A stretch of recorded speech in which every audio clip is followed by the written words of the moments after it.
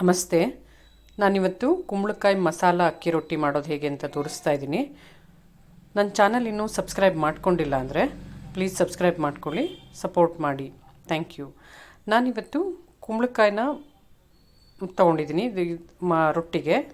So ನೀವು carrot ಇಲ್ಲದೇ ಇದ್ರೂ ಬರೀ ಜಸ್ಟ್ ಕುಂಬಳಕಾಯಿ ಅಷ್ಟೇ ಹಾಕೋಬೋದು. ನಾನಿಲ್ಲಿ ಕ್ಯಾರೆಟ್ ಇದ್ದಿದ್ದರಿಂದ ಸಿಹಿ ಕುಂಬಳಕಾಯಿ, ಕ್ಯಾರೆಟ್ ಮತ್ತು ಈರುಳ್ಳಿ, ಸ್ವಲ್ಪ ಬ್ರಾಹ್ಮಿ ಅಥವಾ ಒಂದೆಲ್ಗ ಸೊಪ್ಪು ಮತ್ತು ಕೊತ್ತಂಬರಿ ಸೊಪ್ಪು ಮತ್ತು ಸ್ವಲ್ಪ ಕರಿಬೇವಿನ ಸೊಪ್ಪು ತೊಗೊಂಡಿದ್ದೀನಿ. ಒಂದು ಹಿಡಿ ನಾನು ಬ್ರಾಹ್ಮಿ ತೊಗೊಂಡಿದ್ದೀನಿ. ಇಲ್ಲಿ ಬ್ರಾಹ್ಮಿ ಅಥವಾ ಒಂದೆಲ್ಗ ಸೊಪ್ಪು ನಮ್ಗೆ ನೆನಪಿನ ಶಕ್ತಿನ ಜಾಸ್ತಿ ಮಾಡುತ್ತೆ. ಸೊ ಅದಕ್ಕೆ ಆಯುರ್ವೇದಿಕ್ ಇದರಲ್ಲಿ ತುಂಬಾ ಮಹತ್ವ ಇದೆ. ಸೊ ಇದು ನನಗೆ ಊರಿಂದ ಕೊಟ್ಟು ಕಳಿಸಿದ್ರು. ಸೊ ಹಾಗಾಗಿ ನಾನು ಅದನ್ನ ಯೂಸ್ ಮಾಡ್ಕೊಂಡಿದ್ದೀನಿ.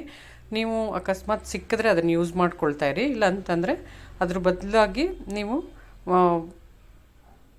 ಮೆಂತ್ಯ ಸೊಪ್ಪನ್ನ ಯೂಸ್ ಮಾಡ್ಕೋಬೋದು. ನಾವಿಲ್ಲಿ ಎಲ್ಲ ಕ್ಯಾರೆಟ್ ಮತ್ತು ಇವೆಲ್ಲ ಕ್ಲೀನ್ ಮಾಡ್ಕೊಂಡಿದ್ದೀನಿ. ಕುಂಬಳಕಾಯಿ ಎಲ್ಲ ಕ್ಲೀನ್ ಮಾಡಿ ವಾಶ್ ಮಾಡಿ ಇಟ್ಕೊಂಡು ಅವನ್ನೆಲ್ಲ ತುರಿದಿಟ್ಕೊಳ್ತಾ ಇದ್ದೀನಿ. ನಾನು 1 ಬೌಲು ಕ್ಯಾರೆಟ್ ತುರ್ಕೊಂಡಿದ್ದೀನಿ. ಸೊ ನಾನು 1 ಬೌಲು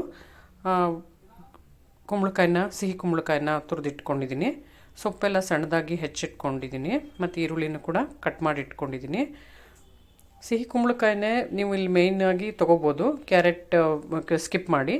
ನಾನಿಲ್ಲಿ ಕ್ಯಾರೆಟ್ ಇದ್ದಿದ್ದರಿಂದ ಸೊ ಕ್ಯಾರೆಟ್ ಯೂಸ್ ಮಾಡಿದ್ದೀನಿ ಅಷ್ಟೇ. ಸೊ ಅದಾದಮೇಲೆ ನಾನು ಅವೆಲ್ಲ ತುರಿದಿಟ್ಕೊಂಡ್ಮೇಲೆ ನಾನೊಂದು ಪ್ಯಾನ್ ಇಟ್ಕೊಂಡಿದ್ದೀನಿ.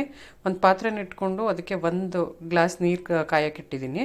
ಸ್ವಲ್ಪ ಉಪ್ಪು ಹಾಕಿ ಅದು ಕುದಿಬೇಕಾದ್ರೆ ನಮಗೆ ಎಷ್ಟು ಅಕ್ಕಿ ಹಿಟ್ಟು ಬೇಕೋ ಅಷ್ಟನ್ನು ಹಾಕಿ ಮಿಕ್ಸ್ ಮಾಡಿಕೊಂಡು ನಂತರ ಸ್ಟವ್ ಆಫ್ ಮಾಡಿ. ಹೀಗೆ ಮಾಡೋದ್ರಿಂದ ನಮ್ಮ ಅಕ್ಕಿ ರೊಟ್ಟಿ ತುಂಬ ಚೆನ್ನಾಗಿ ಬರುತ್ತೆ, ಸಾಫ್ಟಾಗಿ ಬರುತ್ತೆ. ನಾವು ಅದನ್ನ ಎಷ್ಟು ತೆಳುವಾಗಬೇಕಾದ್ರೂ ತಟ್ಕೋಬೋದು. ನಾವು ಅಕ್ಕಿ ಹಿಟ್ಟಿಗೆ ಬಿಸಿನೀರು ಕಾಯಿಸಿ ಹಾಕ್ಕೊಳ್ಳೋದ್ರಿಂದ ಅಷ್ಟು ನೀಟಾಗಿ ಬರಲ್ಲ. ಸೊ ಈ ಟೆಕ್ನಿಕ್ನ ಯೂಸ್ ಮಾಡಿದರೆ ನೀವು ಒಂದ್ಸತಿ ಟ್ರೈ ಮಾಡಿಲ್ಲ ಅಂದರೆ ತುಂಬ ಚೆನ್ನಾಗಿ ಬರುತ್ತೆ. ತುಂಬ ತೆಳುವಾಗಿ ನಾವು ತಟ್ಕೋಬೋದು ರೊಟ್ಟಿನ.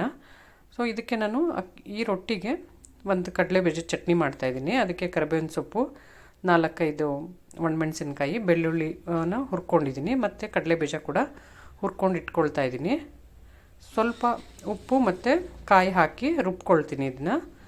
ಸೊ ಇದಾದ ನಂತರ ನಾನು ಇದು ಸ್ವಲ್ಪ ಆರಿದೆ ಅಕ್ಕಿ ಹಿಟ್ಟು, ನಾನು ಏನು ಮಿಕ್ಸ್ ಮಾಡ್ಕೊಂಡಿದ್ದೆ ಅದು ಆರಿದೆ. ಸೊ ಇದಕ್ಕೆ ನಾವು ಏನು ಕಟ್ ಮಾಡ್ಕೊಂಡು ಇಟ್ಕೊಂಡಿದ್ವಿ ಈರುಳ್ಳಿ, ಅದು ಕ್ಯಾರೆಟ್ ಮತ್ತು ಕುಂಬಳಕಾಯಿ ತುರಿ, ಸೊಪ್ಪುಗಳನ್ನೆಲ್ಲ ಕಟ್ ಮಾಡ್ಕೊಂಡಿದ್ವಲ್ಲ, ಸೊ ಅದನ್ನೆಲ್ಲ ಹಾಕ್ಕೊಳ್ತಾ ಇದ್ದೀನಿ. ಅದಕ್ಕೆ 1 ಸ್ಪೂನ್ ಎಳ್ಳು, 1 ಸ್ಪೂನ್ ಜೀರಿಗೆ ಹಾಕ್ಕೊಂಡು ಮಿಕ್ಸ್ ಮಾಡ್ಕೊಳ್ತಾ ಇದ್ದೀನಿ. ಸೊ ಪಾತ್ರೆ ಚಿಕ್ಕದಾಗಿರೋದ್ರಿಂದ ಇದರಲ್ಲಿ ಮಿಕ್ಸ್ ಮಾಡ್ಕೊಳಕ್ಕಾಗ್ತಿಲ್ಲ ಅಂತ ಒಂದು ಟ್ರೈ ತೊಗೊಂಡು ಅದಕ್ಕೆ ಎಲ್ಲನೂ ಹಾಕಿ ಚೆನ್ನಾಗಿ ಮಿಕ್ಸ್ ಮಾಡ್ಕೊಳ್ತಾ ಇದ್ದೀನಿ. ನಾನಿಲ್ಲಿ 8 ರೊಟ್ಟಿಗೆ ಆಗೋಷ್ಟು ತರಕಾರಿಗಳನ್ನ ಕಟ್ ಮಾಡ್ಕೊಂಡಿದ್ದೀನಿ. ನೀವು ಅದ್ರಲ್ಲಿ ಎಷ್ಟು ಬೇಕಷ್ಟು ನೋಡಿಕೊಂಡು ಕಟ್ ಮಾಡ್ಕೊಳ್ಳಿ. ತರಕಾರಿಗಳನ್ನೆಲ್ಲ ತೊಗೊಂಡು ತುರ್ಕೊಳ್ಳೋದು ಮತ್ತು ಹಿಟ್ಟನ್ನು ನೋಡಿಕೊಂಡು ಅದಕ್ಕೆ ಸರಿ ಮಾಡ್ಕೊಳ್ಳಿ. ಸೊ ನಾನಿಲ್ಲಿ ಒಂದು ಕವರ್ ತೊಗೊಂಡು ಅದಕ್ಕೆ ಎಣ್ಣೆ ಸವರಿ ಅದ್ರ ಮೇಲೆ ಹಿಟ್ಟಿಟ್ಟು ಅದನ್ನ ಚೆನ್ನಾಗಿ ನಾದ್ಕೊಂಡು ತಟ್ಕೊಳ್ತಾ ಇದ್ದೀನಿ. ತುಂಬ ತೆಳುವಾಗಿ ತಟ್ಕೋಬೋದು ಈ ರೀತಿ ಮಾಡೋದ್ರಿಂದ. ನಾನು ತವಾಗ ಕೂಡ ಎಣ್ಣೆ ಹಾಕ್ಕೊಳ್ತಾ ಇದ್ದೀನಿ. ಹಾಕಿ ನಾನು ತಟ್ಕೊಂಡಿಟ್ಕೊಂಡಂತಹ ರೊಟ್ಟಿನ ಅದ್ರ ಮೇಲೆ ಹಾಕಿ ಚೆನ್ನಾಗಿ ಬೇಯಿಸ್ಕೊಳ್ತಾ ಇದ್ದೀನಿ. ಸೊ ಇಲ್ಲಿ ನಾನು ನೀರು ಯೂಸ್ ಮಾಡೋದಿಲ್ಲ, ರೊಟ್ಟಿಗೆ ಮೇಲಾಗಲಿ ಅಥವಾ ಮೇಲೆ ಹಾಕ್ಕೊಳ್ಳೋದಕ್ಕೆ ನೀರು ಉಪಯೋಗಿಸೋದಿಲ್ಲ, ಎಣ್ಣೆನೇ ಉಪಯೋಗಿಸ್ತೀನಿ. ಸೊ ಮಸಾಲ ರೊಟ್ಟಿಗೆ ಎಣ್ಣೆಗಿಂತ ತುಪ್ಪ ಅಥವಾ ಎಣ್ಣೆ ಹಾಕ್ಕೊಂಡ್ರೆ ಚೆನ್ನಾಗಿ ಬರುತ್ತೆ ನೀರು ಯೂಸ್ ಮಾಡೋದಕ್ಕಿಂತ. ಸೊ ನೋಡಿ ಎಷ್ಟು ತೆಳುವಾಗಿ ಬಂದಿದೆ, ತುಂಬ ಚೆನ್ನಾಗಿರುತ್ತೆ, ತುಂಬ ಸಾಫ್ಟಾಗಿರುತ್ತೆ. ಒಂದ್ಸತಿ ಈ ಟೆಕ್ನಿಕ್ ಯೂಸ್ ಮಾಡ್ಕೊಳ್ಳಿ. ಅದಂದರೆ ಬಿಸಿನೀರು ಕಾಯಿಸ್ಕೊಂಡು ಅದಕ್ಕೆ ಅಕ್ಕಿ ಹಿಟ್ಟು ಹಾಕ್ಕೊಂಡು ಮಿಕ್ಸ್ ಮಾಡ್ಕೊಳ್ಳಿ, ಚೆನ್ನಾಗಿ ಬರುತ್ತೆ. ಸೊ ಎರಡೂ ಕಡೆ ಚೆನ್ನಾಗಿ ಬೇಯಿಸ್ಕೊಂಡು ನೀವು ಯೂಸ್ ಮಾಡ್ಕೊಳ್ಳಿ, ತುಂಬ ಚೆನ್ನಾಗಿ ಬರುತ್ತೆ. ಒಂದ್ಸತಿ ಟ್ರೈ ಮಾಡಿ ಹೇಗಿದೆ ಅಂತ ಅಂದ್ಬಿಟ್ಟು.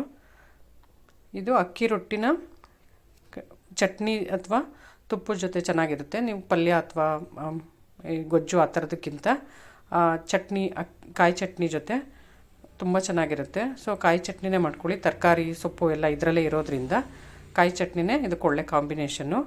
ಒಂದ್ಸತಿ ಟ್ರೈ ಮಾಡಿ ಹೇಗಿದೆ ಅಂತ ಕಮೆಂಟ್ ಮಾಡಿ. Thank you.